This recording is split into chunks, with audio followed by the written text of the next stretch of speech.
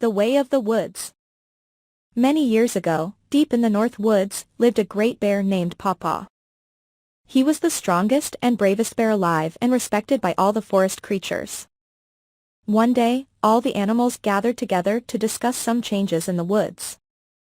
A new animal that walked on two legs and was covered in strange fur was making its home nearby. They needed a leader and could think of no one better than Pawpaw. They all marched to Pawpaw's cave and asked if he would be the king of the forest. Pawpaw was thrilled, and even though he didn't know what being a king was all about, he gladly accepted.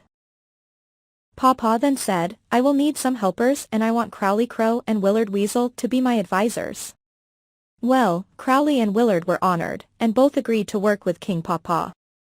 One day, Slither, the snake, visited King Pawpaw and told him of a strange animal he saw close by. Pawpaw asked, "Where did you see this animal?" Slither replied, "It lives with the strange, two-legged creature at the edge of our woods." Pawpaw thought for a moment and said, "Willard and Crowley, go to the edge of the woods and see what this animal is." Within moments, his two helpers were on their way. Some time later, Willard and Crowley returned and excitedly told King Pawpaw that there was indeed a strange animal at the edge of the woods. It was small, maybe the size of Bobby Beaver, and it had a strange, barking voice instead of a yelp or a howl.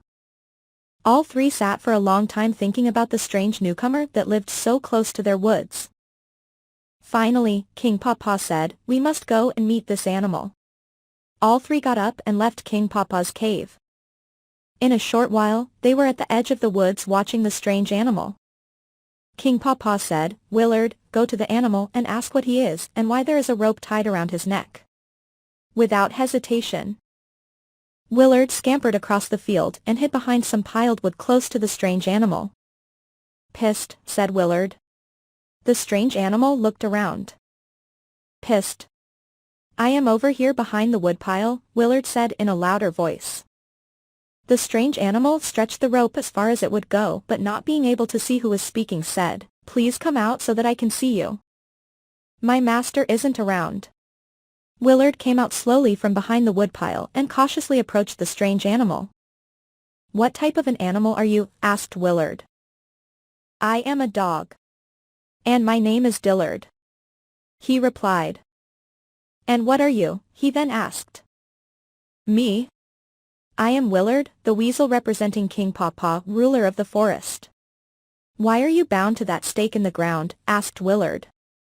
"My master keeps me tied so I cannot go into the woods," replied Dillard. "No animal should be tied," Willard shouted.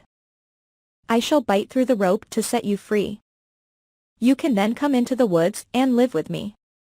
In one mighty bite, Willard set Dillard free. Then the two of them ran across the field and into the woods. After Willard introduced Dillard to King Pawpaw and Crowley, they all left. When they got to the center of the woods, King Pawpaw introduced Dillard to all the other forest creatures.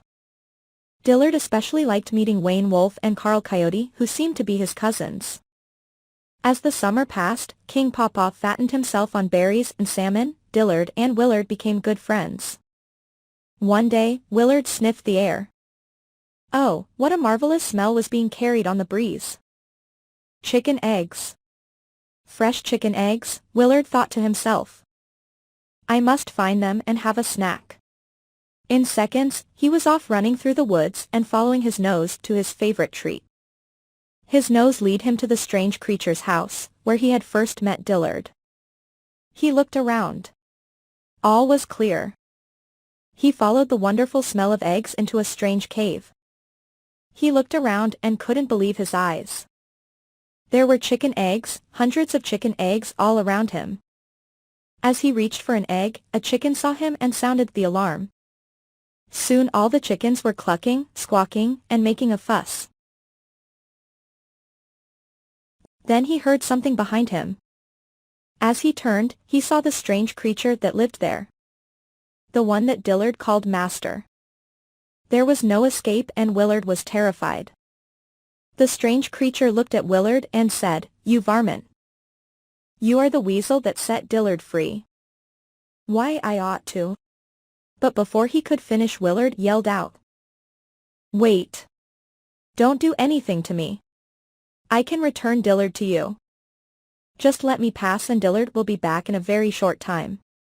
The strange creature stepped aside and let Willard free. When Willard returned to the woods, he ran to his friend. Dillard. Quick, follow me. I need your help. Well, Dillard didn't hesitate to help his friend and off they ran with Willard in the lead. As they crossed the field, Dillard stopped. What's wrong? Asked Willard. My master lives there and I am afraid to go any further. Dillard replied. Don't worry, said Willard. Your master is not there. Again, Dillard followed Willard right into the cave with all the chickens. In a flash, the master had a rope around Dillard's neck. He then looked at the weasel, tossed him an egg, and said, Thank you for returning my dog. Willard left for the woods without saying a word. Dillard remained with the farmer, making sure no weasel or any other varmint ever bothered his livestock. So that done. Thank you for watching our videos.